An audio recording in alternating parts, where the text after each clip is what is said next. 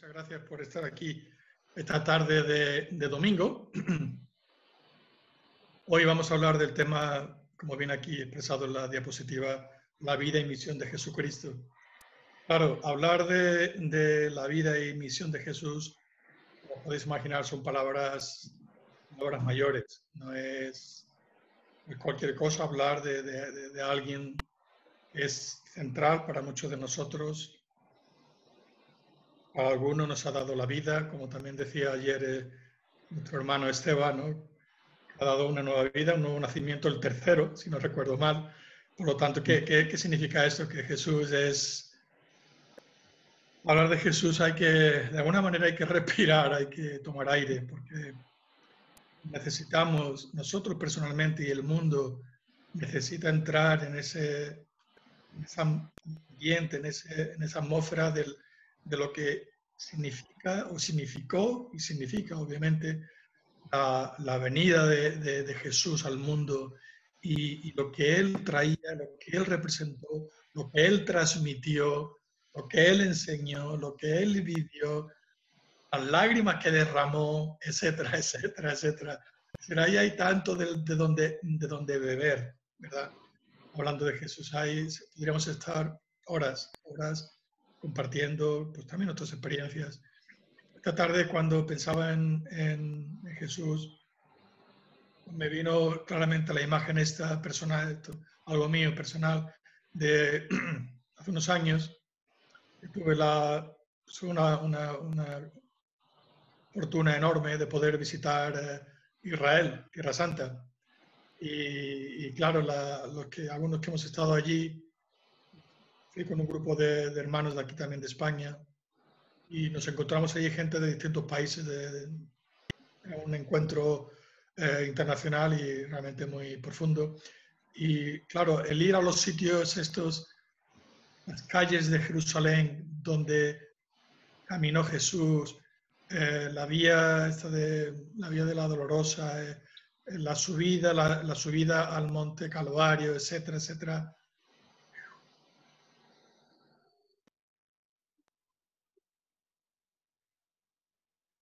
Yo solo de pensarlo se me pone los pelos de punta, ¿no? Es realmente muy, muy, muy profundo lo que se vive, porque claro, estando en la casa, de alguna manera, a esas calles, las pisó Jesús. Estando en esa casa de Jesús, pues claro, de alguna manera me permitió poder captar algunos aspectos quizás de Jesús, ¿no? Pero lo que más me rompió por dentro...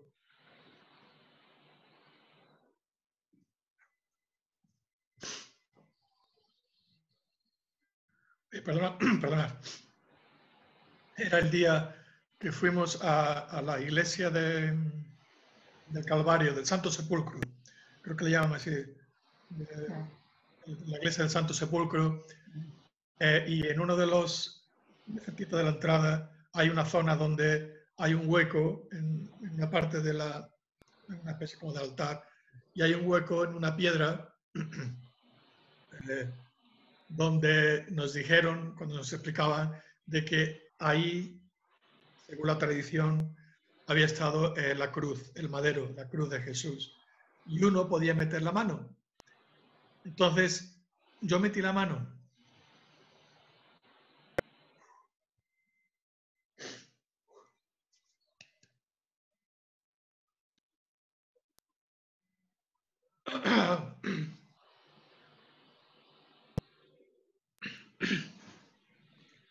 Gracias. Al meter la mano, pues algo sucedió, ¿no?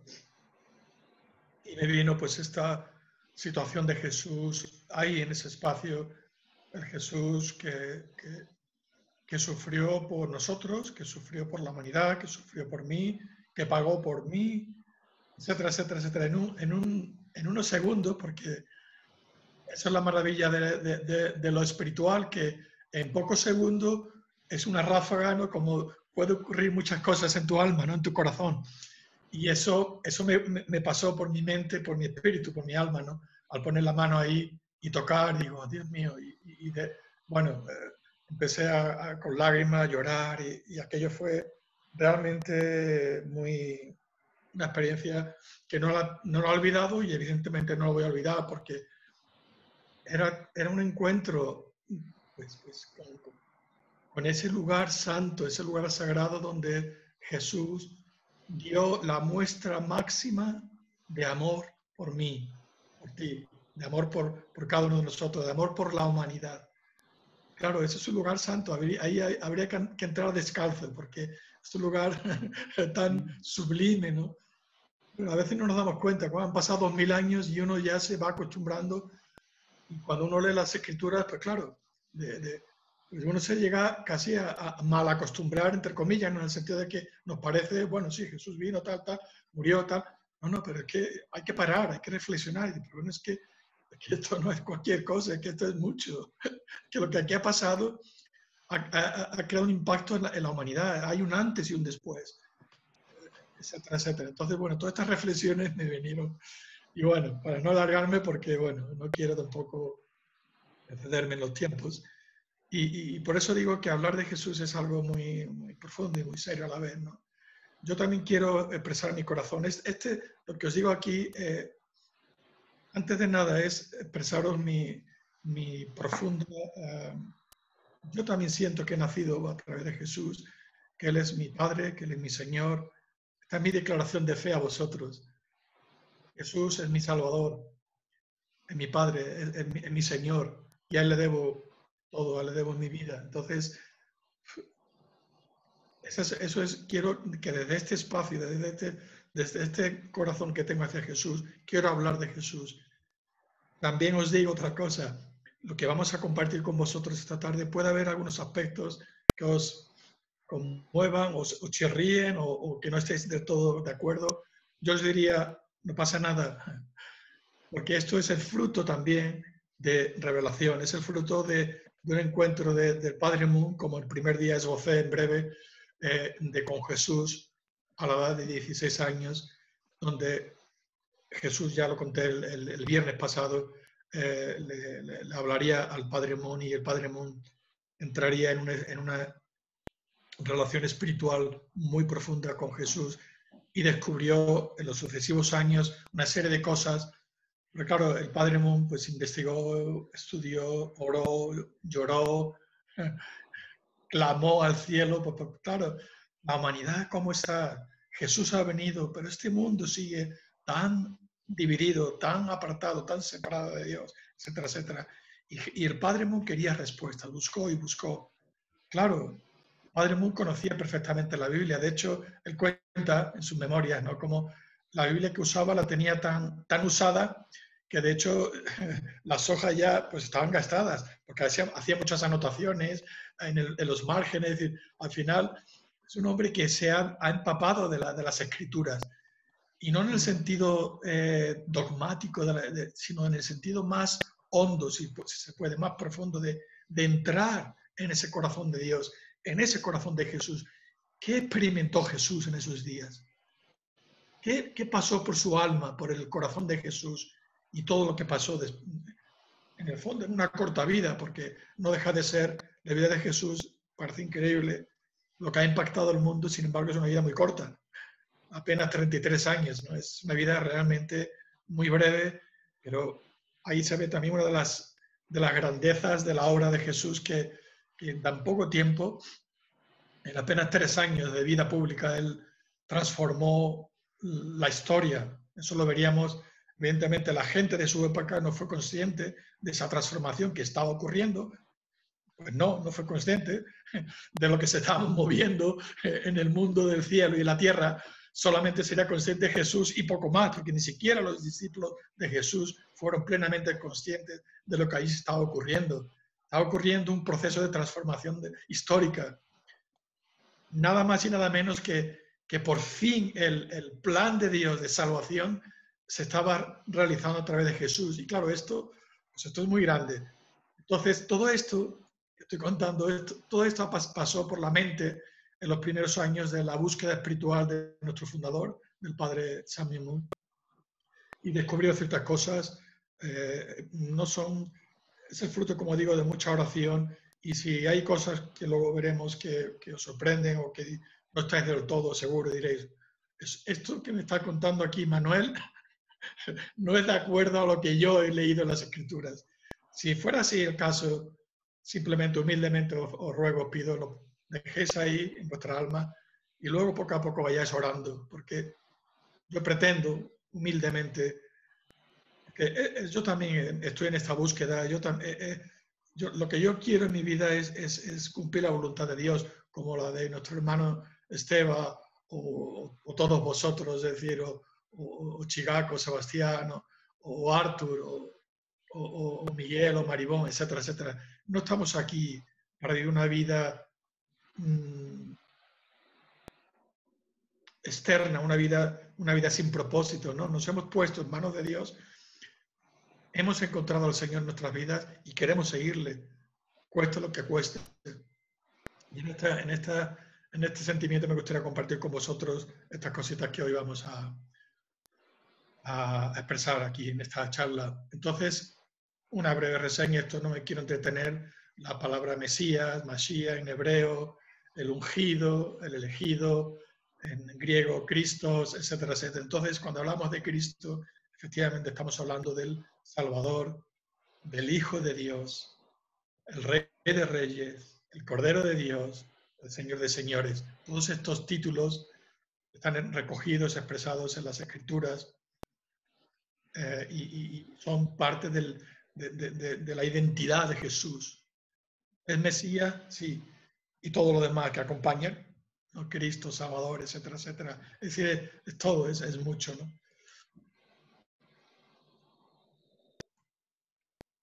Vamos a pararnos un poquito aquí. Estas gráficas ya las habéis visto estos días.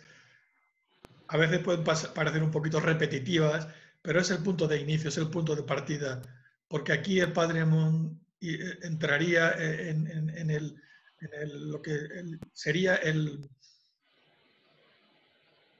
cuadro, digamos, el modelo, el patrón, si se cabe, el patrón por el cual Dios crea y por el cual Dios quiere establecer su reino. Hay un patrón, igual que en el universo hay un patrón, en las estrellas, el Sol, la Luna, la galaxia no está a voluntad, siguen un patrón, un orden en el universo. La naturaleza, nuestro propio cuerpo, todo, absolutamente todo, sigue un patrón, porque así es el Padre Celestial, así lo ha hecho Dios. Y no es distinto en la historia, en los asuntos relacionados con la historia y en los asuntos relacionados con algo tan importante como es el establecimiento del reino de Dios. Ese reino de Dios, que ya Mario lo comentó, debería haber empezado con la primera familia. La primera familia debería haber sido el origen, el inicio del reino de Dios. Porque es ahí donde nacería y se expresaría el ideal máximo del amor verdadero, el amor de Dios, a través de una familia. En el ideal original de Dios, honestamente os lo digo, lo siento y lo expreso, no estaba diseñado crear ningún tipo de religión, ni crear una iglesia, ni crear una denominación, ni tener un pueblo elegido, ni un pueblo escogido, ni tener ningún profeta. Puede parecer un poco así chocante, pero no, ¿por qué no? Porque el plan de Dios, cuando Dios fue creando, Dios lo concentró todo aquí, en esta primera familia. Esta es mi familia, este es mi modelo, estos son mis hijos, a través de los cuales yo quiero dar nacimiento a una familia, a una nación y a un mundo. Un mundo que sea el reino, el mundo que Dios, que el Padre Celestial quiere implantar y crear aquí en este mundo. Ese fue el plan original, el ideal de la creación, muy bien expresado aquí en esta gráfica. Y a este modelo nosotros lo llamamos verdaderos padres. Verdaderos padres porque son los padres que aman como Dios ama.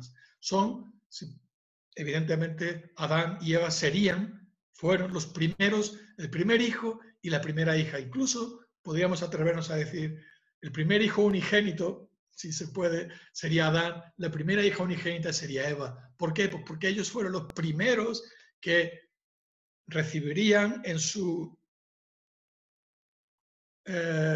totalidad el amor de Dios. el amor de Dios se encarnaría en primer lugar en los primeros antepasados humanos, en Adán y Eva. Por eso la misión de Adán y Eva era pues, lo máximo, era convertirse en ese ejemplo de verdaderos padres para lo que luego sería sus hijos, su familia, como viene aquí en la parte derecha de la diapositiva, familia, sociedad, nación y mundo, etc. Todo esto que tiene que haberlo cumplido Adán y Eva, desgraciadamente, a través de la caída, que ya ayer Mario explicó, esto no ocurre, esto no se cumple, perdón, y Adán y Eva se convertirían en unos falsos padres, desgraciadamente. ¿Por qué en falsos padres? Porque ellos aceptaron la palabra de un falso padre, ¿no? Como decía Jesús cuando recriminaba también a los escribas, fariseos, como decía, que tenéis por padre al diablo. Es que es verdad, es que es así, suena duro, ¿no? Porque decía, vosotros, raza de víboras, que son palabras muy duras, muy fuertes, que alguien te diga raza de víboras, pero que en el fondo es así, por muy duro que suene, y Jesús lo decía porque tenía la autoridad de decirlo. Yo no puedo decir, lo digo con la boca pequeña porque es duro, pero Jesús lo decía con toda la fuerza de alguien como un hijo verdadero que era Jesús, cuando nos llamaba raza de víbora que tenéis por padre al diablo. Es así. Entonces Jesús, Adán y Eva, en virtud a un amor falso, porque no era un amor que nacía desde lo sublime, no era un amor que nacía desde lo alto, no fue un amor, una especie de amor que estaba bajo la bendición y bajo la protección del cielo de Dios presente, no. Ellos decidieron unilateralmente darle la espalda a Dios y decir a Dios, mi deseo es lo primero. Y Dios, claro, le dieron la espalda a Dios, en definitiva. Y para no alargarme en este tema, ¿no? Porque luego, si no, el tiempo nos corre. De aquí surgiría una familia con un modelo de amor falso, no era un modelo de amor verdadero, porque esa huella de amor falso estaba impregnada de los elementos que ya también Mario ayer nos explicó, impregnada de elementos que no son elementos divinos, como la envidia, la arrogancia, el egocentrismo, el odio, que ya se vería reflejado en la primera familia y la matanza de Caín a Abel, todo eso. Claro, ¿de dónde viene esto? Evidentemente no viene de la herencia de unos padres verdaderos, vienen de la herencia de unos padres falsos. Duro reconocerlo, pero es así. Eh, hermanos de familias, hermanos y hermanas que estáis aquí, Javier, suena duro que te lo diga, ¿no? Oye, te digo a ti por personalizarlo, no te lo digo a ti personalmente, sino a ti me lo digo a mí, es que venimos de ahí. Y necesitamos reconocerlo, ¿para qué? No para entristecernos, sino para decirle a Dios, es que quiero correr de ahí, que no quiero más esa zona, no quiero la zona gris, quiero la zona de vida, quiero la zona de color, que es contigo, con nuestro Padre. Quiero reconocer a mi Padre verdadero, a Dios como mi Padre, mi Madre.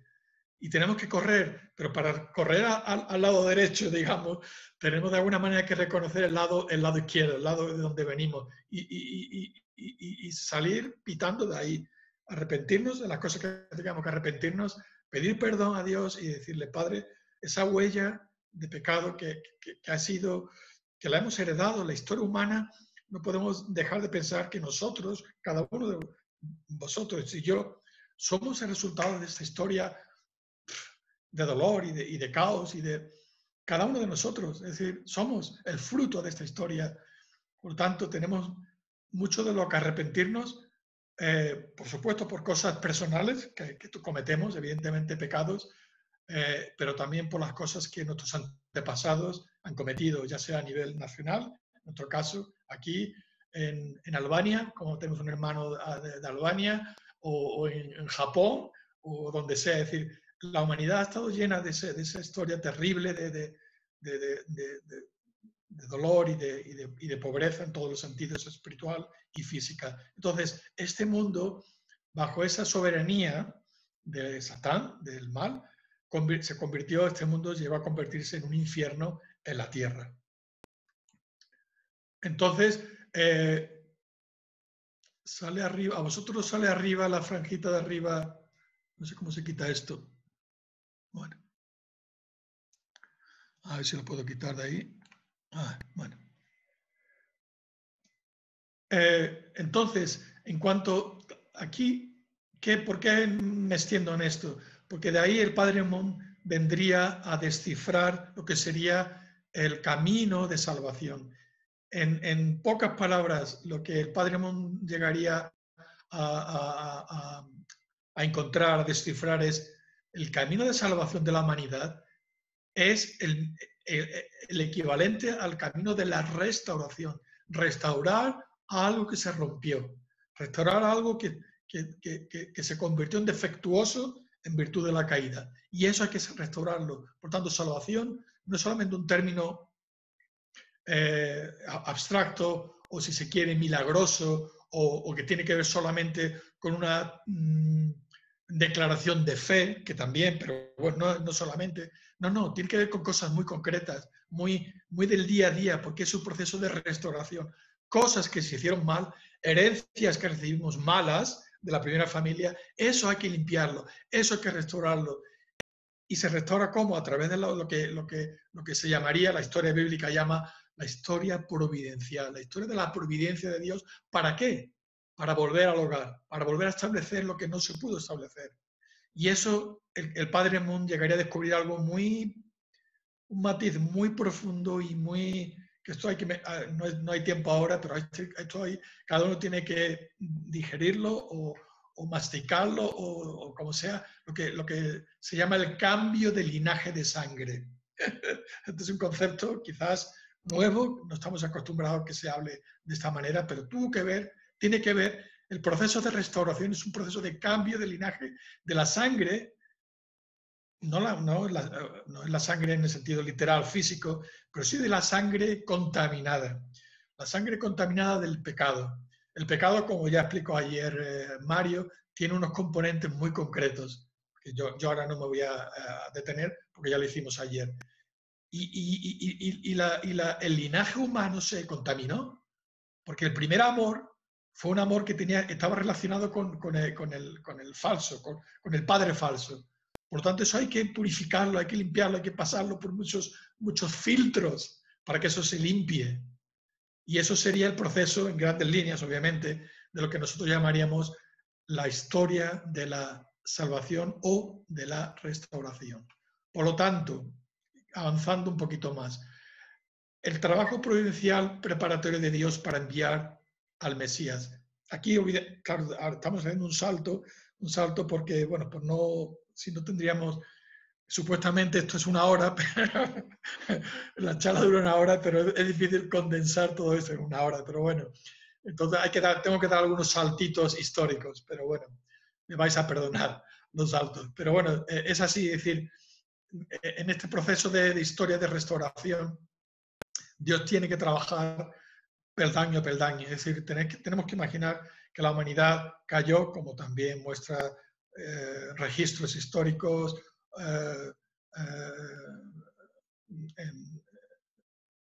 través de la historia, la humanidad cayó en un estado de oscuridad espiritual, moral, ignorancia también intelectual, etcétera, etcétera, y nos volvimos, claro, cuando la humanidad le da la espalda a Dios, la humanidad se degrada. Eso es así. Eso ha pasado siempre y eso pasa hoy. Cuando la humanidad le da la espalda a Dios, entramos en un proceso de degradación en todos los sentidos. En todos los aspectos de la vida del ser humano se deteriora. Entonces, Dios es nuestro Padre. Dios no podía porque su mundo es su familia. Es decir, cuando Dios decía que mi creación es buena, es que la creación de Dios es buena, es maravillosa. Dios se alegró y Dios, su plan, Él no lo va a abandonar porque nos quiere, nos ama. Claro, ayer decía, o el otro decía Esteban, claro que podría, evidentemente podría hacerlo, porque Dios es todopoderoso, evidentemente, pero desde el punto de vista del amor, el amor va por otros derroteros, el amor no entra en lógicas o en análisis, no, el amor te va a decir, o nos va a decir, tú eres mi objeto de amor, tú eres mi hijo amado, y yo te voy a amar no importa lo que me hagas. Y eso es así. Esto es la lógica, por decirlo así, del amor. La lógica del corazón va por otro lado. Va por otro lado. No entra en la lógica del razonamiento. si me has hecho tal, me has hecho cual. Eso lo hacemos nosotros, los seres humanos, apartados de Dios y con la mancha genética del mal en nuestra alma. Y cavilamos y razonamos tal y cual, porque este me ha hecho tal, me ha hecho cual. Tú no mereces mi amor, tú no mereces mi respeto, tú no mereces que yo te hable, tú eres mi enemigo, etcétera, etcétera, etcétera. Esto lo hacemos, lo ha hecho el ser humano y lo sigue haciendo. Dios no es así. Dios dice, no, no, es que tú eres mi hijo y yo te voy a restaurar, yo te voy a salvar. ¿Cómo? A través de restaurar la posición de un verdadero Adán, de un verdadero padre, de un verdadero modelo, que sería Cristo, sería Mesías, el Salvador. ¿Quién es el Salvador? ¿Quién es el Hijo? ¿Quién es el Mesías? El Hijo unigénito. Que Dios es un nuevo intento que Dios tiene para la humanidad, para restaurarnos y decirnos al mundo, hijos míos, aquí tenéis, este es el modelo que yo quiero. Adán no lo hizo, porque hizo todo lo contrario a lo que yo quería. Y os presento algo nuevo, os presento a un modelo vivo, real, de lo que es amarme a mí, de lo que es amarte a ti, de lo que es el verdadero amor. Y ese era Jesús, ese era el Mesías. Necesitamos ese ejemplo, necesitamos ese modelo, si no, no tenemos solución, no tenemos remedio, porque somos unos cafres, perdón, somos unos cafres. Y sin el modelo, no hay salida. Entonces Dios va a trabajar. Evidentemente, antes de Abraham, pues tendría hombres justos como Noé u otras personas. Sin embargo, cuando Dios empieza, cuando la providencia, por decirlo así, del pueblo elegido empieza de verdad, fue con la familia de Abraham. Por eso en la tradición judía se habla del Dios de Abraham, del Dios de Jacob o de Israel, del Dios de Moisés. Es decir, sería la tradición del pueblo elegido partiría de aquí. Claro, Abraham evidentemente, por eso se le llama el padre de la fe, porque tampoco ahora voy a entrar en el detalle, porque sí que no cumpliría, no ya en una hora, sino en 3 horas. Hablar del curso de Abraham sería también otra cosa, pero bueno, es el padre de la fe y él muestra el camino. Entonces Dios va a anclar su preparación para enviar a Jesús, al Mesías, al mundo, a través de este periodo de 2000 años, que se dilata. ¿Por qué tardó 2000 años? Eso sería, yo creo que mañana la charla de Mario va a ir un poco a explicar este tema, pero claro, también uno podría en buena lógica decir, bueno, ¿y por qué hace falta esperar 2000 años? ¿Por qué no se puede hacer antes? Hay una explicación para eso también, que yo ahora no voy a entrar porque sería muy largo. Porque evidentemente Dios es nuestro Padre y ¿qué va a querer Él que no solucionarlo lo antes posible? Evidentemente. Dios no tiene ningún interés en hacernos esperar 2000 o 4000 o 6000 años, ninguno. Si ha habido esta prolongación o esta demora histórica, hay unos motivos y unas razones de corte providenciales, de tipo providencial del porqué. Pero bueno, ahora no puedo entrar ahí. Entonces, estos 2000 años, Dios hizo todo lo posible mostrándonos el camino a través de los profetas, a través, por supuesto, de Moisés, que sería la gran figura del libertador, además, no solamente de que liberaría al pueblo de Israel de la esclavitud, sino sería la gran figura, porque las leyes de Moisés que hoy están vigentes, que hoy son, bueno, solo si cumpliéramos los 10 mandamientos ya estaríamos en una sociedad ideal. Fijaros bien, una cosa que se dio hace ya 4000 años, ¿no?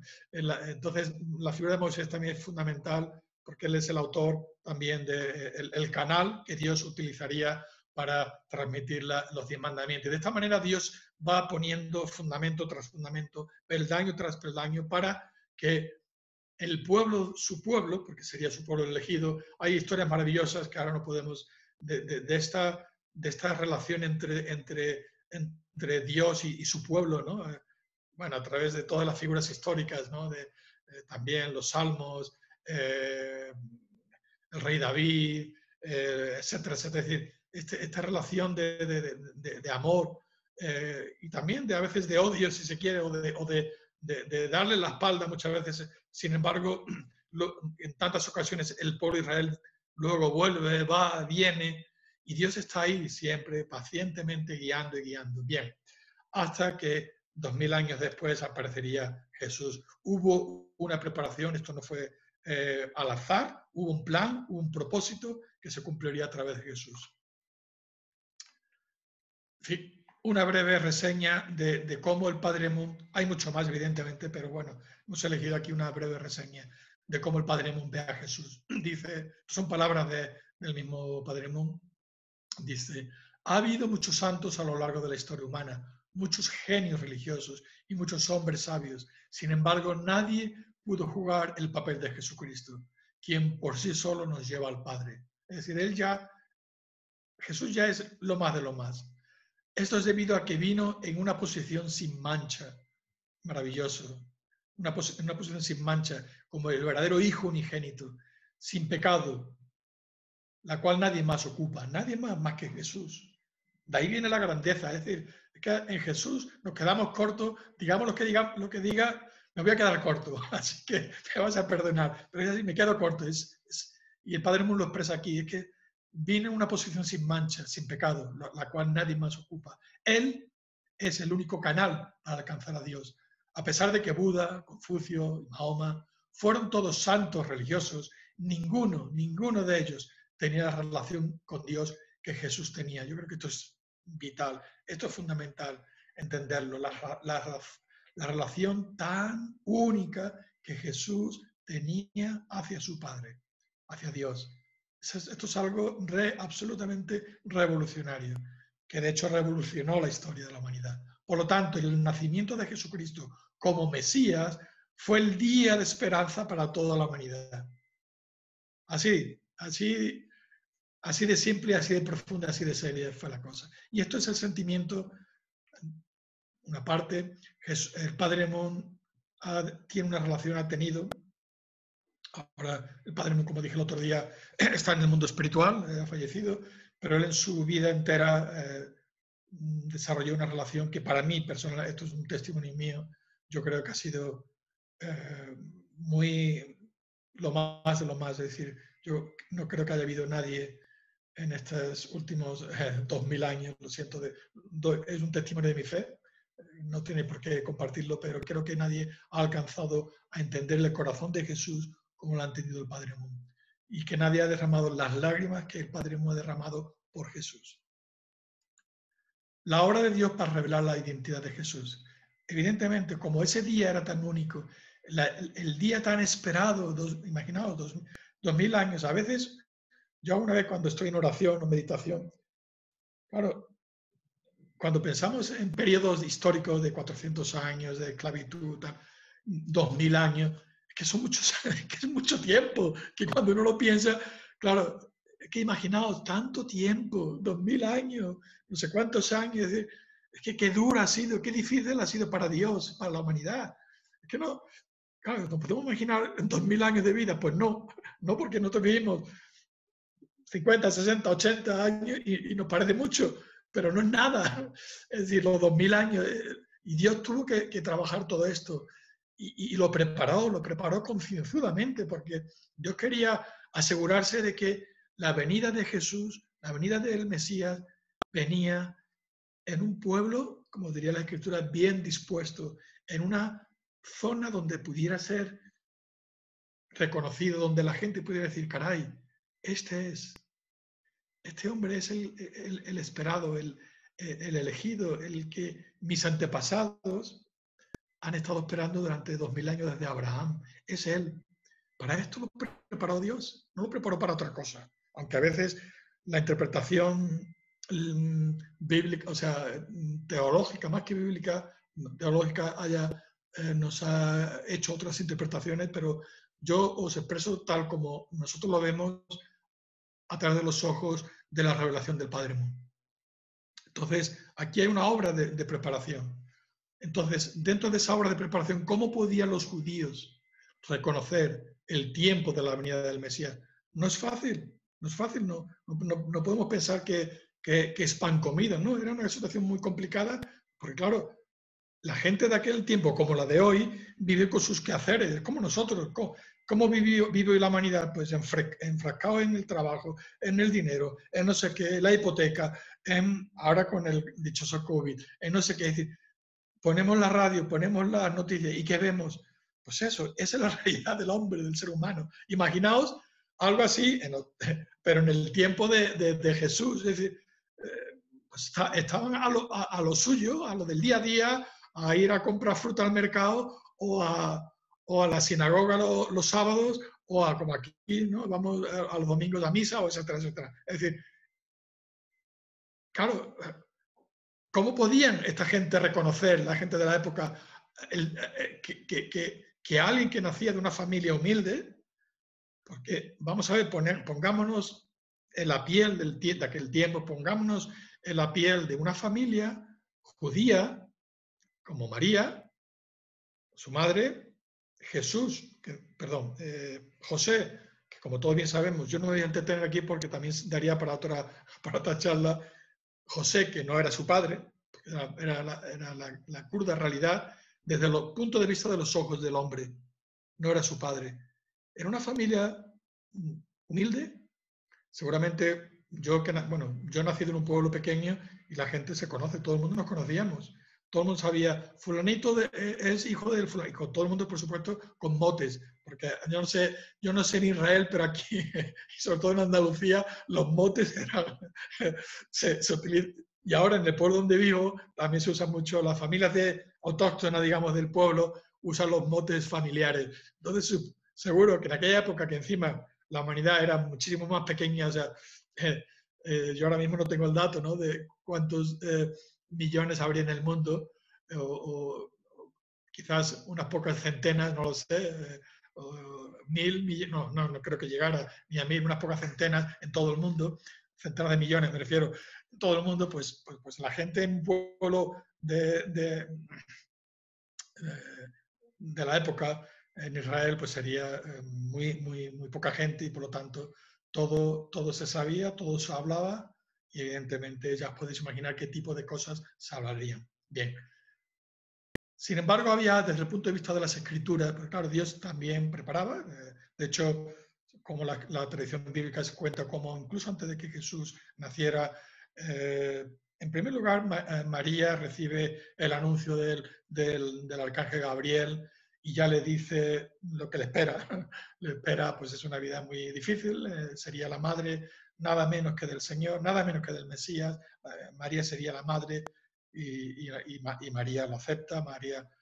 Entonces ya había una preparación en el momento a través de estas personas. Zacarías también, que era parte de la familia extendida de Jesús, porque la esposa de Zacarías era prima de María, o sea, había unos lazos familiares que ya, incluso en la España nuestra, de hace a lo mejor, no en mi época, por ejemplo, hace 60 años o 70 años, los lazos familiares eran muy profundos, muy estrechos, imaginaos en aquella época. Es decir, seguramente vivirían pues, muy conectados y esa familia, esa parentela o sus parientes.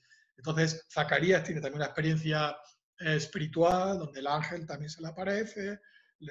Bueno, no me puedo entretener, pero recordáis un poco es decir, que ya el cielo, Dios, ya trabajaba dando señales a través de estas personas, ¿vale? Sin embargo, desde el punto de vista también bíblico, hay un hecho que quizás no se estudia lo suficientemente, pues porque se deja quizás pasar por lo alto, por lo que sea, que es la famosa vuelta del profeta Elías, predicho por Malaquías. Malaquías, como recordaréis, fue el último profeta que aparece en el Antiguo Testamento. Y Malaquías dice lo siguiente. Malaquías lo recibe como revelación de Dios, evidentemente, y dice: estoy por enviarles al profeta Elías, le dice Dios a Malaquías.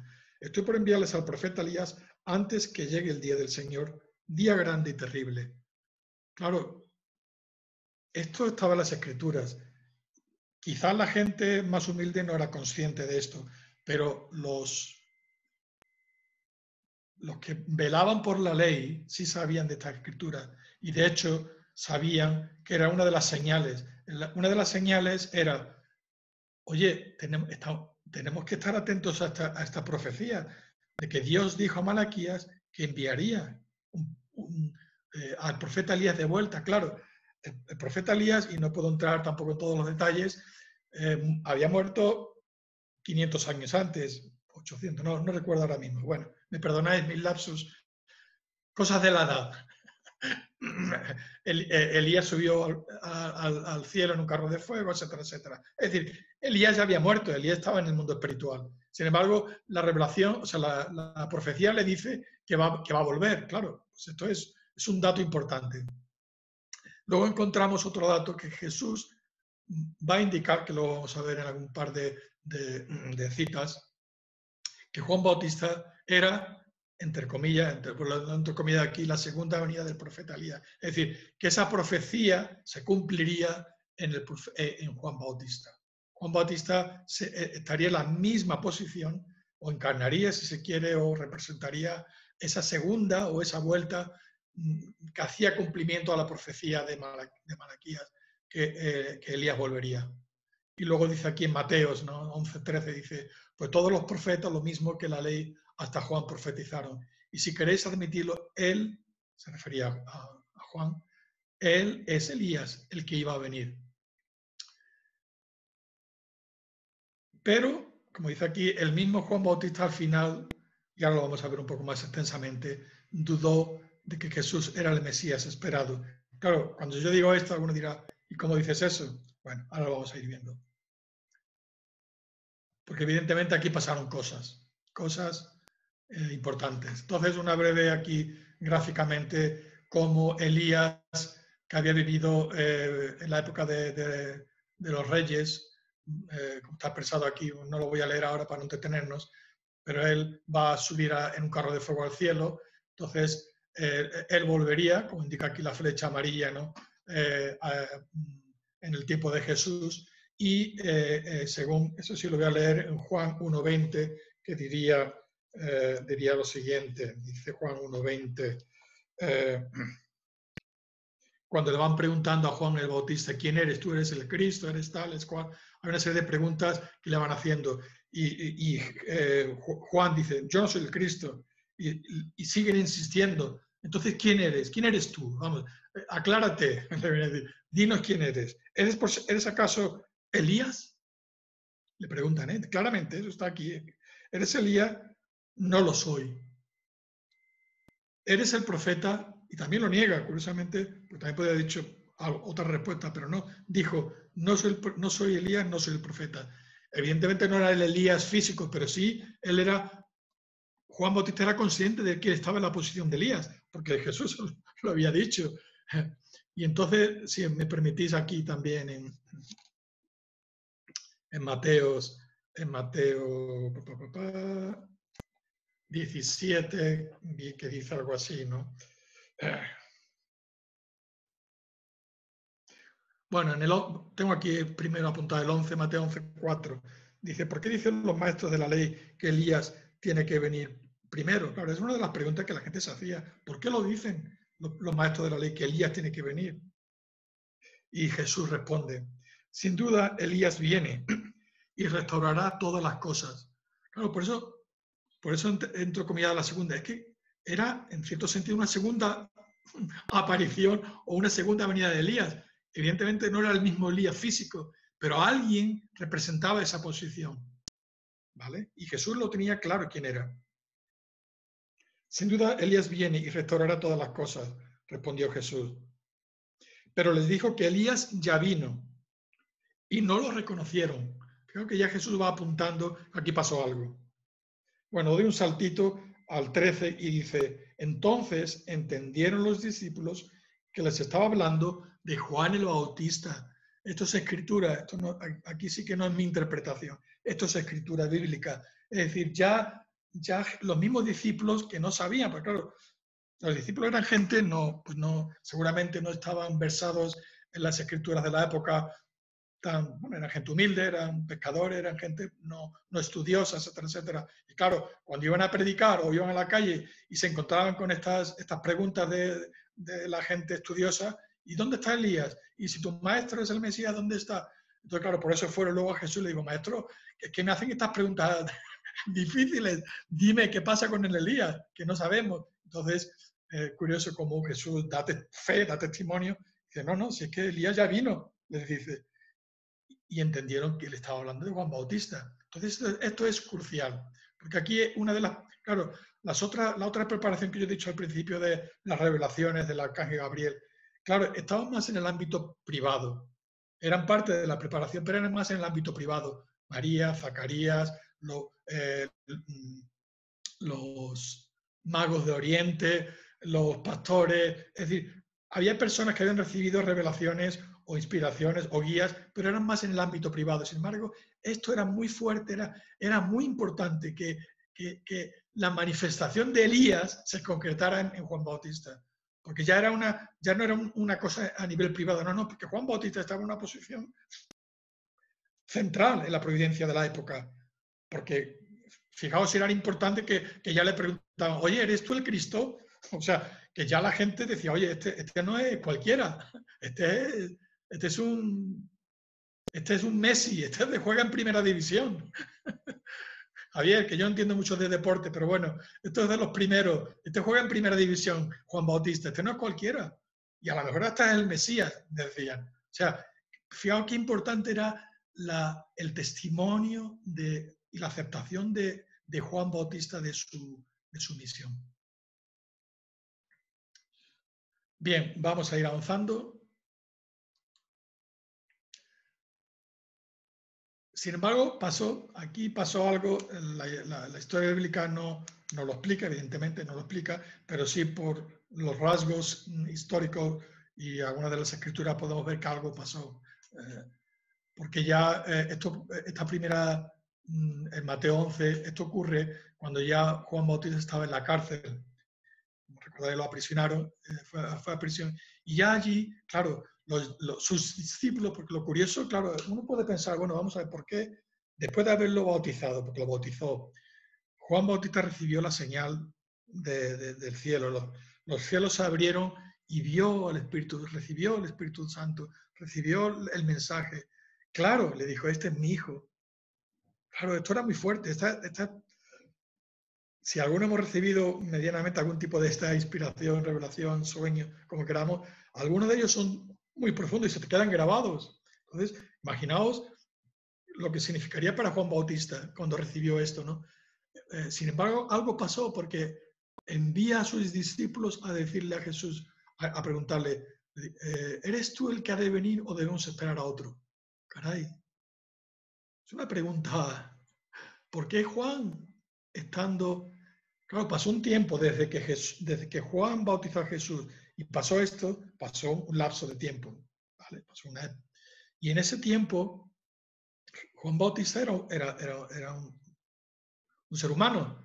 Y los seres humanos, pues sí, tenemos inspiraciones, tenemos revelaciones, pero muchas veces también nos puede el egoísmo nos puede otras cosas. Y aquí pasó algo que por un lado, que Juan Bautista, de hecho, no apareciera, la escritura de hecho no aparece, lo cual es un dato a tener en cuenta, no aparece ni siquiera que Juan fuera discípulo directo, es decir, que Juan dijera, vamos a ver, por fin te he encontrado, maestro, tú eres mi vida, tú eres mi Señor, yo dejo todo y yo soy tu primer discípulo, yo te voy a seguir, te voy a adorar, te voy a besar los pies, voy a estar a tu lado, voy a predicar a tu lado, etcétera, etcétera. Esto es lo que Juan Bautista tenía que hacer, amigos y amigas. Tenía que hacer esto. Él tenía que dejar todo. De hecho, hay algunas otras escenas en los evangelios donde dice, ¿no? En una orilla del río estaba Jesús y en la otra orilla del río estaba Juan bautizando. O sea que él siguió con su trabajo, él siguió con su misión y no abandonó, porque en el fondo, a ver, esto es verdad que entra un poco en el terreno de interpretación, pero bueno, esto es parte del mensaje que el Padre Moon ha estado recibiendo, donde Juan no llega a ser el primer discípulo de Jesús, no se rinde a Jesús, no se rinde, no vemos, no hay prueba, no hay testimonio, lo cual es raro. Hay testimonio de que estuvo en la cárcel, hay testimonio de que cortan la cabeza, pero no hay testimonio de que fuera el number one, el discípulo número uno. No lo hay. Y fijaos quién fue el número uno después, el número uno de los discípulos. Un hombre humilde, Pedro, un pescador. Caray, no sé, esto da que pensar. ¿Qué hubiera ocurrido en la época de Jesús si en vez de haber sido Pedro, a ver, con toda la admiración y el respeto, el cariño que tenemos a Pedro, que se lo tenemos todos, pero hubiera sido distinto, las cosas hubieran sido distintas si en ese momento Juan acepta su misión de ser Elías, porque su maestro se lo había dicho, ¿qué eres tú, tío? Es que tú eres el Elías enviado, acéptalo. Pero bueno, algo pasó. Claro, cuando le preguntan esto a Jesús, Jesús responde, yo creo que aquí Jesús debió sentirse muy triste, porque claro, como Jesús debería pensar, pero bueno, ¿por qué me preguntas si soy yo el que ha de venir o debemos esperar a otro? ¿Es que no lo sabes ya? Jesús le respondió, id y contad a Juan lo que oís y veis. O sea, id y contad a Juan. ¿Cómo? Pero si Juan está conmigo, debería, es lo que yo me barrunto. Pero no, la escritura dice, id y contad a Juan. Juan está por ahí. Bueno, en este caso estaba en la cárcel. Pero bueno, da que pensar. Bueno, los ciegos ven, los cojos andan, los leprosos quedan limpios, etcétera, etcétera. Y a los pobres se les ha anunciado el Evangelio. Como diciéndole, es que esto es lo que tendrías que estar haciendo tú, tío. Perdón lo del tío, pero bueno. Esas son mis licencias andaluzas, si me lo permitís. Es que es así, es que es triste, pero Jesús se sintió dolido por este tipo de preguntas. Y le dijo, bueno, si no eres capaz de verlo por mi fruto, pues tío, pues piénsatelo 2 veces, ora un poquito más, busca un poquito más, que Dios te va a dar la respuesta. Claro, las consecuencias de que Juan el Bautista no creyera en Jesús fueron nefastas porque, a ver, de nuevo, lo he dicho antes, me queda más de la mitad y son casi las 8. Yo tengo peligro, ¿eh? Ya no invitarme más a hablar, ¿eh? Porque me alargo mucho. Las consecuencias de Juan el Bautista. A ver, Dios había preparado estos 2000 años que he dicho. Dios estaba absolutamente, cuando Jesús se manifiesta y empieza su misión pública, Dios estaba con tanta expectación de que, caray, es que ya está aquí, ya ha llegado, este es mi hijo, os lo envío, lo estoy enviando, venga, seguidle, venga, uníos a él, venga, etcétera, etcétera. Así estaba Dios dando saltos, porque este es mi hijo, por favor, escucharle, seguirle, aprender de él, amar como él ama, etcétera, etcétera, etcétera. Pero claro, vemos que esto no fue así, evidentemente, la historia bíblica así lo refleja. Esta exaltación, excitación de alegría por parte de Dios, luego no tomó forma, ¿no? Porque claro, al faltarle a Jesús Juan el Bautista, el pueblo de Israel empieza a dudar mucho. Como luego voy a enseñar un par de diapositivas en esta línea, es decir, cómo hiciera lo que Jesús lo que hiciera, a todo le ponían pegas, es que eso es el ser humano. Si haces bien, te pongo pegas, si haces mal, también te pongo pegas. Y pasó eso, es decir, claro, ¿qué situación tan distinta hubiéramos tenido, toda la humanidad, si Juan el Bautista hubiera estado al lado de Jesús? Desgraciadamente esto no sucede. Y ahora vamos a dar un pasito más adelante, el desarrollo de la misión de Jesús después de la muerte de Juan Bautista. Juan Bautista era el precursor, era el que tiene que preparar todo el fundamento. A ver, los palos, por decirlo así, el pago, la indemnización, la persecución, lo que queráis, la tiene que haber pagado Juan el Bautista con sus discípulos. Juan el Bautista tiene que haber asumido todo eso. De manera que cuando apareciera, cuando Jesús se manifestara en su vida pública, ya estaba todo hecho, de manera que el pueblo pudiera, o al menos una parte importante del pueblo de Israel, pudiera, como mínimo, imaginaos, la gente que respetaba a Juan, ya era un gran salto, es decir, providencial, es decir, ya sería, wow, ya Jesús partía de algo muy físico, algo concreto, toda la herencia de Juan Bautista sumada a la obra mesiánica, maravilloso, ¿no? Hubiera empezado así. ese era el inicio. Lo que Dios estaba esperando era ese. Juan, junto con Jesús, juntitos, vamos a transformar no solo Israel, vamos a transformar el mundo.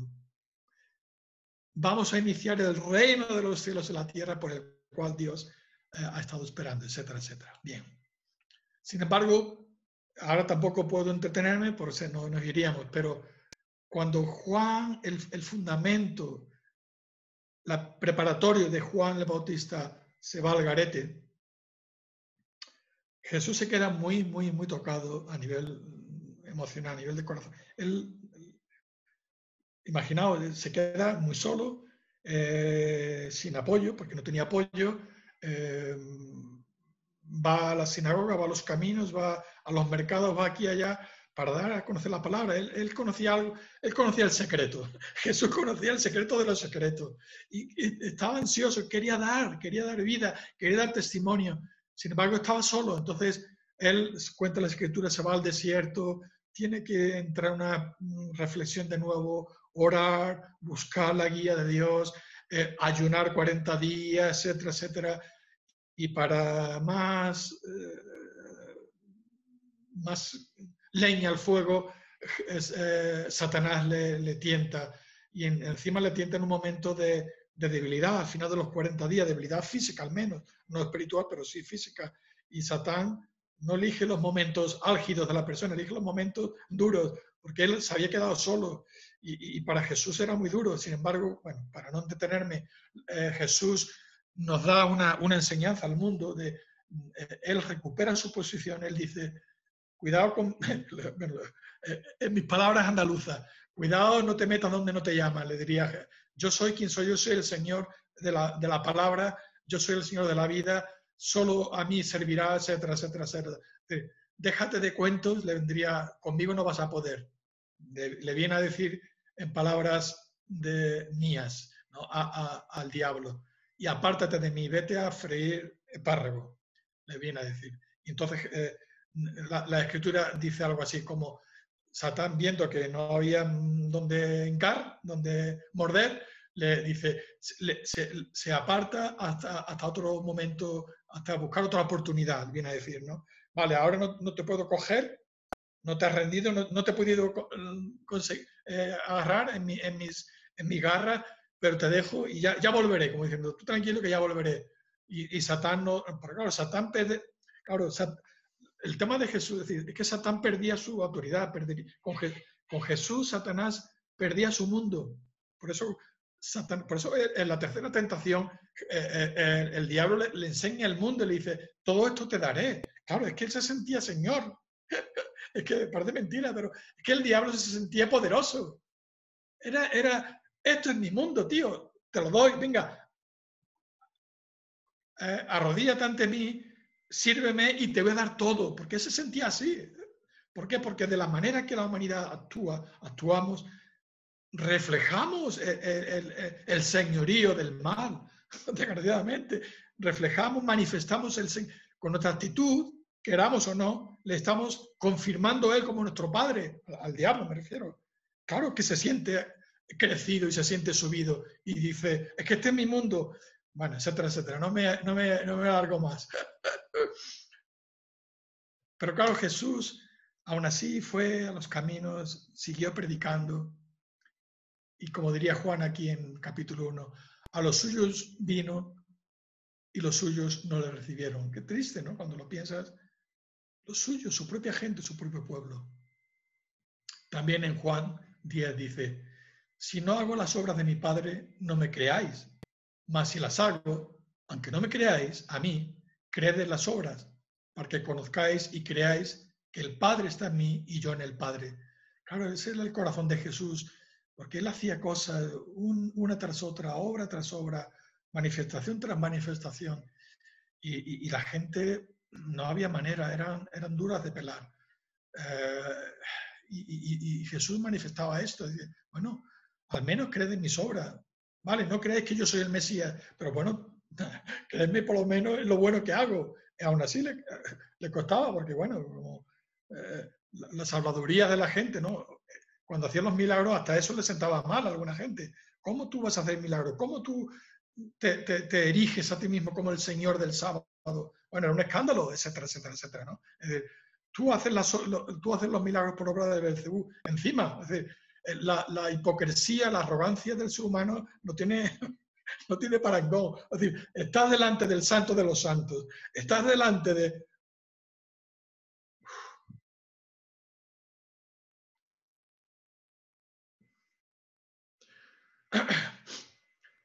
quien te va a liberar, de quien te va a dar vida, y encima le dices que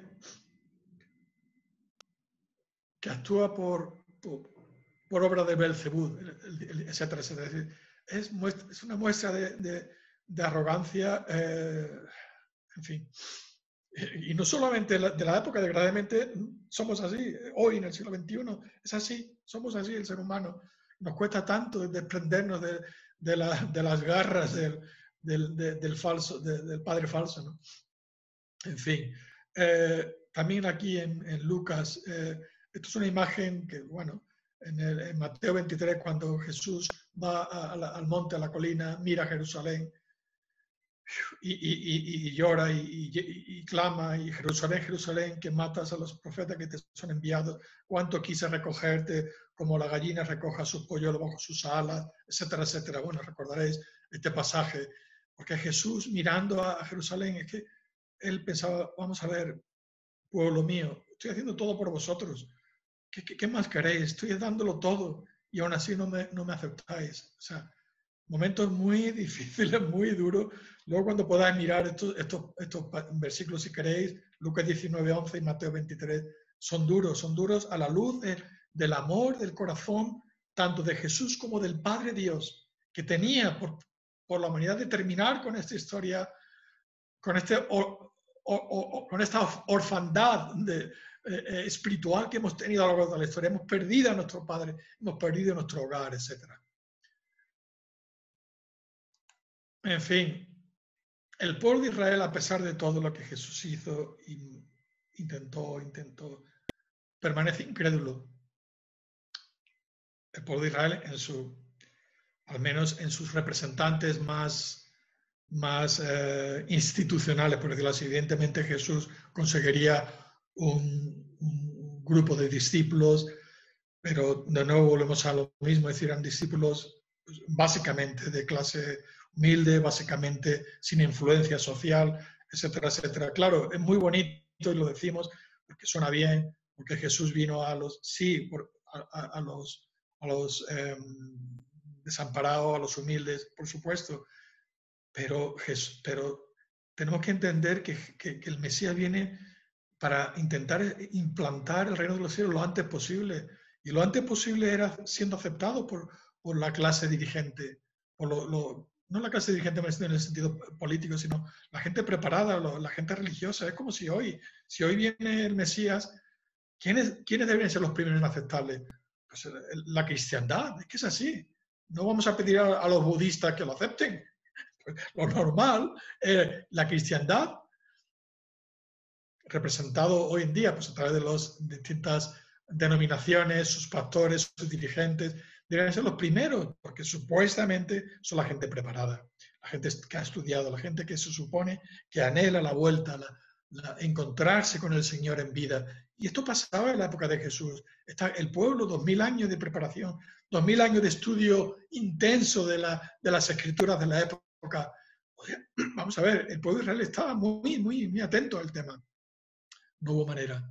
Hiciera lo que hiciera, el pueblo no le creyó. Por lo tanto, Jesús pierde el fundamento y claro, en esta tesitura, Jesús no está expresado aquí las diapositivas porque son muchas diapositivas y el tema se alargaría mucho, pero básicamente lo que quiero expresaros y quiero que quizás lo oréis, lo meditéis en casa. En esta situación Jesús va a tener que seguir un camino, lo que nosotros llamamos un camino secundario. ¿Cuál es el camino primario? Es el camino de la aceptación, el camino de la implantación del reino de Dios en su tiempo, espiritual y físicamente, no solamente en el terreno de lo espiritual, sino en el terreno de lo físico. donde la soberanía del cielo ya hubiera empezado en ese momento, ¿vale? Esto no ocurre, entonces Jesús tiene que ir el camino de un sacrificio enorme, porque hay algo que Satán no perdona. Satán no perdona si tú quieres hacer algo por avanzar la obra divina, la obra de Dios, te hace pagar un precio. Eso lo sabe bien la gente que se dedica al trabajo espiritual lo sabe. Cuando tú quieres dar pasos hacia el lado del cielo, el mal está detrás y te lo va a hacer saber de una manera u otra. Jesús será plenamente consciente. Jesús va a decirle en un proceso de oración personal, de lágrimas, etcétera, etcétera, él va a entender que él tiene que sacrificar su vida de la manera más dura, más terrible, que veríamos luego más adelante, claro, lo veremos, ¿no? Entonces, bueno, aquí son unas imágenes abajo de distintas escenas de Jesús donde hace todo lo posible, ¿no? Milagros, predicación, etcétera, etcétera. No puede, no lo consigue. Aunque lo dio todo y lo hizo todo, evidentemente, pero tenemos que entender que Dios cuenta con un factor importantísimo. De ahí viene una de las razones por la cual la historia se ha prolongado tanto por miles de años, porque Dios nos ha hecho así, con una parte de responsabilidad. Y esa parte de responsabilidad Dios no la puede violentar, no la puede transgredir. Entonces, la propia parte de responsabilidad del ser humano, que el ser humano tiene que decir, sí, lo hago, sí, quiero. Y sobre esa base, la cosa puede ir adelante. Cuando el ser humano dice no, Dios no puede forzar la situación. Y cuando el ser humano dice no, el camino alternativo, no secundario, sino el camino alternativo es el sacrificio. Vale, tú no quieres, yo voy a hacerlo por ti. Tú no quieres caminar conmigo aquí, yo iré. No solo 1 milla, 5, 10, yo iré todo el camino, yo cargaré contigo, etcétera, etcétera. Es decir, es así, es el camino de Dios. Tú no quieres cargar, yo cargaré por ti. Algunos fariseos decían, este hombre no viene de Dios porque no guarda el sábado. Otros decían, pero ¿cómo puede un pecador realizar semejantes señales? Que fíjate, o sea, por eso digo, lo de la arrogancia es impresionante. Encima le decían pecadores. ¿Y vosotros qué erais? Para decirle al pobre Jesús que lo veían como un pecador, en fin. Ay. Juan capítulo 8. Entonces tomaron piedras para tirárselas, pero Jesús se ocultó y salió del templo, y atravesando por en medio de ellos se fue. Doloroso, donde, como podéis imaginar, es decir, en fin, me callo aquí por no decir más cosas, pero esa es la tragedia del momento. Después de esto, Jesús andaba por Galilea y no podía andar por Judea porque los judíos buscaban matarle. Que ya, incluso antes de la traición de Judas, esto ya pasó antes. Antes de todo eso, ya la gente, un sector, evidentemente no toda la población, pero un sector de la población ya estaba ahí, como expresa aquí. Sí, Jesús andaba por Galilea y no podía andar por Judea. ¿Qué es? Porque los judíos buscaban matarle. Tremendo, tremendo. Bueno, aquí una breve reseña sin entretenerme demasiado. Esta oración de Getsemaní, este momento tan dramático en la vida de Jesús. Este momento tan dramático que, bueno, yo os voy a expresar cómo el Padre Moon lo siente, lo interpreta, y como yo lo acepto así también. Siento que es la interpretación la correcta, desde el punto de vista espiritual, desde el punto de vista del amor de Jesús hacia el Padre, hacia Dios y hacia la humanidad.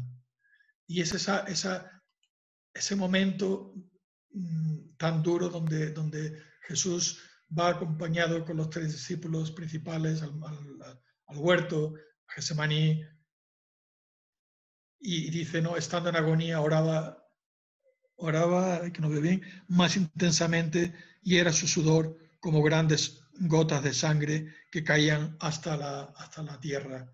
Es decir, y conocéis básicamente el contenido de esa oración cuando Jesús le dice, Padre, Padre, Padre, Padre, lágrimas. Bueno, aquí lo dice, lágrimas, sudor, gotas de sangre caían. Si es posible que pase de mí este cáliz, pero que se haga, a fin de cuentas, que se haga tu voluntad como tú quieres. Esta oración tan dura refleja esto, es decir, no refleja en ningún momento duda, ni miedo, ni dolor físico, porque algunas personas, algunos estudiosos de la escritura lo han interpretado, bueno, era una manifestación de la humanidad de Jesús. Lo siento mucho, eso no tiene nada que ver con la humanidad de Jesús. Eso tiene que ver con otra cosa mucho más profunda. Tiene que ver con que Jesús sabía, era plenamente consciente que Él era el segundo Adán. Él era el Hijo unigénito. Él era en aquel momento la esperanza para Dios y para la humanidad. Entonces Jesús oraba, Padre, hay un camino para convencer a este pueblo, hay un camino para que esta gente crea en mí, hay un camino para que pueda establecer un fundamento de aceptación, etcétera, etcétera. Pero al final Jesús se entrega y dice, pero que no sea lo que yo... Pero no era una oración de debilidad, ni de miedo, no, era todo lo contrario, era una oración que salía de lo más profundo de su alma, de su ser, porque Jesús sentía las lágrimas de Dios por su pueblo. Una vez más, ha llegado el tiempo, ha llegado el momento, y la gente nos rechaza a Jesús y por extensión a Dios Padre, a Dios mismo. Tu pueblo una vez más te rechaza, tu pueblo una vez más nos rechaza. Bueno, y llora y llora y llora desconsoladamente. En fin, no voy a extenderme mucho más, pero esta es la situación. Bueno, aquí la oración no fue una oración de debilidad. Jesús habría muerto 1000 veces si eso fuera lo que cumpliría la voluntad de Dios. Sé que esta última frase puede... Bueno, respirar como yo respiro, porque aquí lo que damos a entender que el curso original de Jesús no era la cruz. Sé que esto es un poco quizás fuerte, no era ser aceptado. Sin embargo, tuvo que ir el camino de la cruz. Eso sí, eso es un hecho real, irrefutable. Pero ¿por qué tuvo que ir? Por mí, por nosotros, por nuestra culpa, porque le abandonamos, porque le apedreamos, porque le crucificamos. Eso es absolutamente real, pero no tendría que haber sido así. Tenemos que pensar que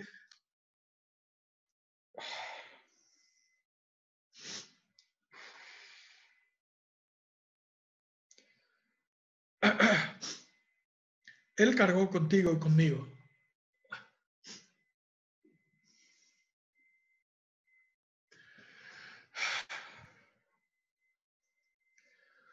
En esa cruz nos llevó a todos, ¿no? Por amor, nos llevó a todos, a cada uno de vosotros y a mí. Cargó y nos llevó allí. Pero no porque era lo que Dios estaba planeado, o sea, no era eso. No podemos interpretarlo de esa manera, porque es muy doloroso. No es así. Es porque le rechazamos, es porque no creímos en Él, es porque le aislamos, es porque le apedreamos. Y Jesús tuvo que ir el camino de la cruz. Porque Satán estaba pendiente de toda esta situación. Bueno, voy a seguir. Yo ya de perdido al río, ya me he pasado, ya da igual. Javier, que mañana tienes que ir a trabajar. Voy a terminar. No digas nada, está bien. Yo en cada charla me meto con uno, hoy me meto contigo. No pasa nada, yo encantado, Manolo. Entonces, el propósito de la vida de Jesús como Mesías, gráficamente. La humanidad necesitaba absolutamente a Jesús para la salvación completa. Absolutamente necesitaba de Jesús. No, nosotros no podemos, vamos como gallos sin cabeza, vagando. Necesitamos a Jesús, lo miremos como lo miremos, porque ese era el camino de la salvación. Entonces Jesús, la meta de la providencia, de la restauración, de esos 2000 años de preparación, era, esto por favor, analizarlo con calma, poco a poco durante los próximos días, en vuestra casa, en vuestras oraciones, era el establecimiento del reino de los cielos en la tierra en ese tiempo. No cuando, claro, la interpretación luego ha sido la que ha sido. No, es que eso ocurrirá en los últimos días. ¿Cómo? ¿Cómo? Si es que lo dice las escrituras. Claro, las escrituras tienen también sus limitaciones, con perdón. Igual digo sacrilegio, pero me tenéis que perdonar. Es decir, las escrituras, también lo decía Esteve el otro día, es un libro, que está muy bien, pero es un libro. ¿Sí? Por favor, vayamos al corazón de Dios, vayamos a la esencia. Y la esencia es que Dios quería ya, no ¿Cómo que el final de los tiempos? No, el final de los tiempos tiene que venir ya. Es que mi reino tiene que venir ya. ¿Cómo que dentro de 2000? Bueno, y de hecho todavía seguimos luchando para que venga el reino. Es decir, pero esto tenía que haber sido en su momento. Entonces, ¿qué hubiera ocurrido si hubiéramos, porque nos ponemos aquí todo también, si hubieran creído en Jesús o hubiéramos creído en Jesús? Entonces, esta humanidad caída que estaba en la esfera, como dice aquí a la derecha de la diapositiva, la esfera de Satán, hubiera renacido a través de la figura de Jesús como padres verdaderos. Claro, aquí, si os fijáis, esta parte seguro que es un poco nueva, quizás chocante, pero es como lo vemos. Jesús estaba destinado, es decir, las bodas del Cordero, que habla las Escrituras, estaban previstas para la época de Jesús. Las bodas del Cordero no era simplemente para el Apocalipsis, para cuando tal, cuando cual, no. Las bodas del Cordero era para aquella época. Jesús venía a establecer, como he dicho al principio, la posición de verdaderos padres. Verdaderos padres hay dos, papá y mamá. Entonces, podemos decir, si se quiere, que esa mujer que tendría que haber aparecido, si las circunstancias hubieran sido idóneas, estaría en la posición de la segunda Eva. Igual que Pablo habla de que Jesús era el segundo Adán, eso lo expresa Pablo. Sin embargo, curiosamente nadie habla de la segunda Eva. Se ha quedado como en algo oculto, pero desde el punto de vista de la providencia debería haber venido también una segunda Eva, que seguro que estaba ya preparada. Allí, alguien del pueblo de Israel, de la época, pero no se manifestó por las situaciones que ocurrieron. Entonces, el reino de los cielos se hubiera establecido a través de la posición de verdaderos padres con sus propios hijos físicos, más, obviamente, el resto de la humanidad, que seríamos como los hijos renacidos espiritualmente a través de la figura esta de verdaderos padres. Esto hubiese sido el inicio del reino de los cielos. ¿Vale? Ya va quedando poquito. Desgraciadamente, como he dicho antes, Jesús tuvo que elegir el camino de la cruz. Aquí expresa esto del dilema de la cruz. Dilema de la cruz porque Jesús tuvo que, y si hay algo grande, hay muchas cosas evidentemente, pero quizás el ejemplo más grande de amor que la humanidad jamás haya visto es este momento. Este momento donde Jesús, tenemos que pensar que Jesús era lo más, el santo de los santos, el inocente de los inocentes, el bueno de los buenos, todo lo mágico, lo maravilloso estaba en Jesús. Y le ponemos ahí, le crucificamos. Y antes de crucificarle, bueno, vemos la historia de los evangelios, cómo es golpeado, es castigado, le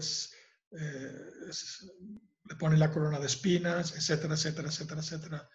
Y aún así, Jesús va ahí como no guarda rencor, no guarda, esa es la victoria. Sí, la grandeza de Jesús, hermanos y hermanas, no guarda ni un ápice de rencor, de odio, de ira, que podría ser, porque esto no lo hacen a nosotros y bueno, decimos peste pero Jesús, no, Jesús da y perdona y perdona.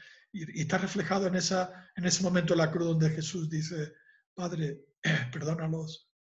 Jesús tiene la fuerza espiritual que parte evidentemente del amor tan grande que tiene, del amor tan profundo que tiene, de la conexión tan maravillosa que Jesús tiene con Dios Padre, que es la fuente de donde saca todo el amor y toda la vida para transmitir a la humanidad. Y dice, Padre, perdónalos, perdónalos. Están haciendo algo horrible, algo terrible, pero por favor, perdónalos. Esta es la muestra maravillosa del amor de Jesús. Por eso dice aquí abajo, Jesús fue enteramente victorioso al amar a sus enemigos. Evidentemente que fue victorioso. Absolutamente. Esta es la esfera de salvación que abre Jesús. Jesús abre una salvación de esfera que por eso los que creemos en Jesús sentimos ese nuevo nacimiento, porque de verdad es así. Jesús nos da nueva vida, porque Él murió por mí, murió por nosotros, ¿vale? Y esa es la esfera de salvación que Jesús abre por el profundo amor y por cargar de la manera que cargó por mí. Pagó el rescate por ti y por mí. Aquí, en el momento de la cruz, estaban los dos.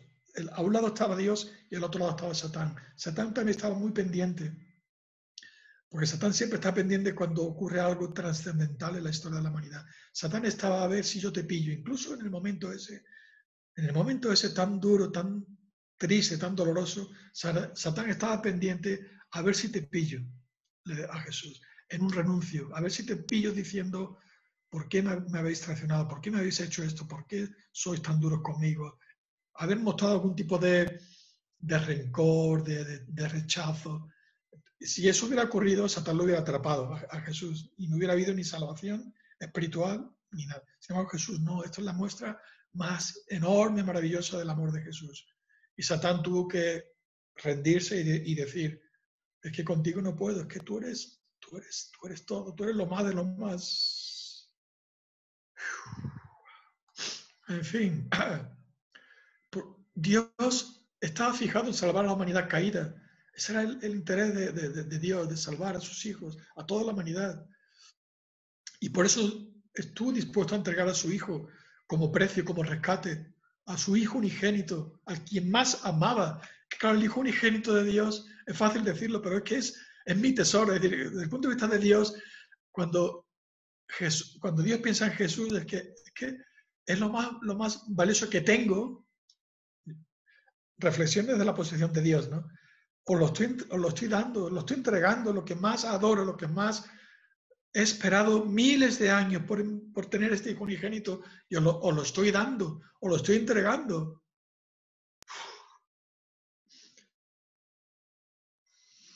Y gracias a ese amor de Jesús, permitió a Dios esta condición de donde procede la resurrección de Jesús. La resurrección de Jesús viene de ese poder, del poder del amor. Y de ahí se produce y el cristianismo en realidad empieza ahí, empieza cuando Jesús resucita como fruto de ese amor, de ese rescate que había pagado. Satán está a lo suyo, en matar a Jesús, en aniquilar a Jesús, en quitarlo de en medio, dispuesto a entregar a Dios a la humanidad caída, etcétera, etcétera. Ejerció su máximo poder para acabar con la vida del Mesías. Y no tanto la vida física únicamente, no, sino la vida desde el punto de vista incluso espiritual, es decir, como hemos dicho antes, ¿no? Con las 3 tentaciones, etcétera, etcétera. Es que Satán no quería que este modelo de hijo unigénito, este modelo de verdadero amor viniera al mundo. Bien. Bueno, vamos a ir, porque si no, yo me animo. La victoria de la resurrección. Entonces, unas pequeñas imágenes donde vemos cómo Jesús aparece cuando resucita. El primer encuentro, curiosamente, lo tiene con María Magdalena, luego con los discípulos de Maús.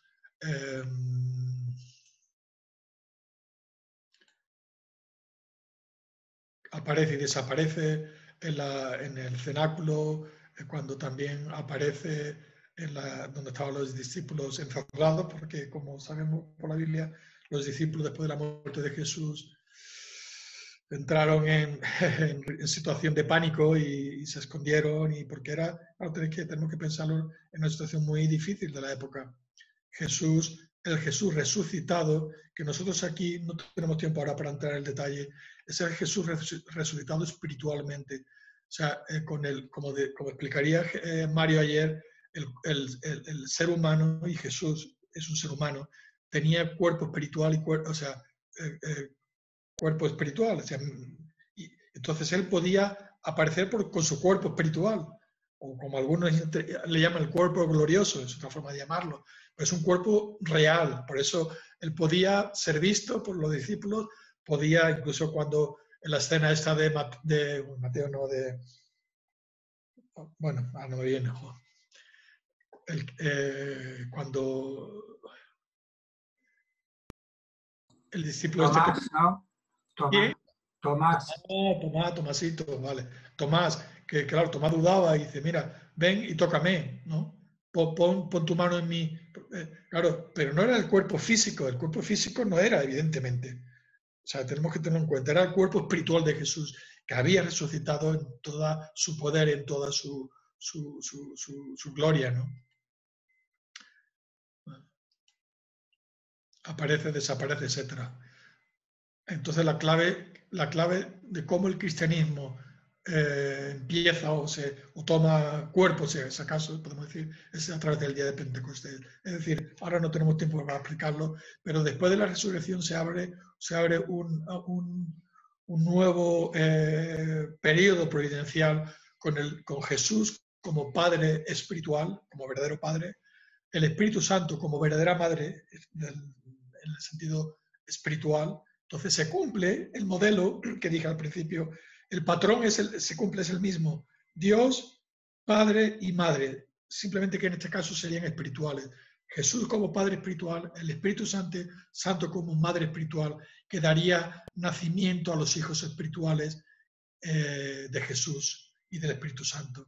En forma aquí, ¿no? Cuando los apóstoles reciben al Espíritu Santo en forma de llama, etcétera, etcétera. Y empieza la gran revolución del cristianismo, donde salen a los caminos a predicar con el fuego del Espíritu Santo, etcétera, etcétera, etcétera. No me voy a demorar más. Toda la misión mesiánica se cumple espiritualmente a través del Espíritu Santo como verdaderos padres espirituales. Y no me entretengo más porque entonces la promesa de la segunda venida.